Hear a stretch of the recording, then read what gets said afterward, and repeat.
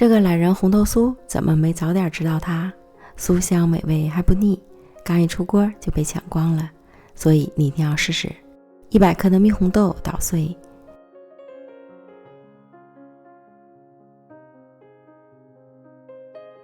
加入100克红豆沙，混合均匀。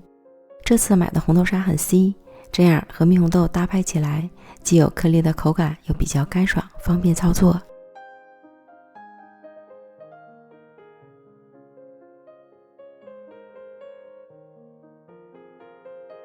拌好之后，平均分成10份，揉成小圆球备用。然后准备10个蛋挞皮，从冰箱里拿出来，直接去掉锡纸托。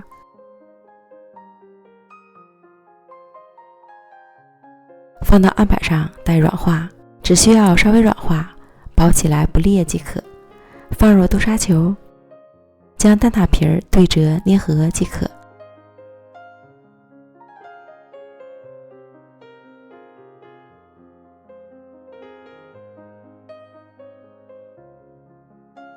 再用刀划开3道小口子，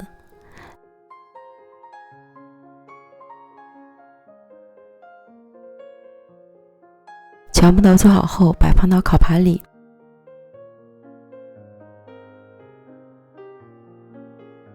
送进预热好的烤箱，上下火200度烤13分钟。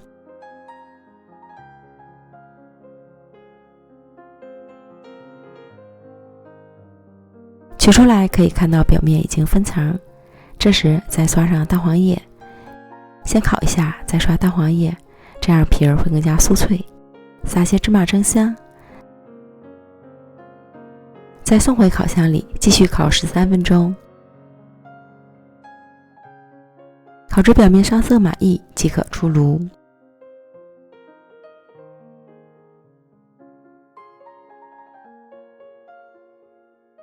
冷却至凉透就可以开吃了。蛋挞皮版的红豆酥，真正的懒人美食，后悔了没早点知道它，口感真是超级棒，酥香美味还不油腻，推荐朋友们一定要试试哦。记得多做一点，做少了不够吃哦。美食天天更新，咱们明天见，拜拜。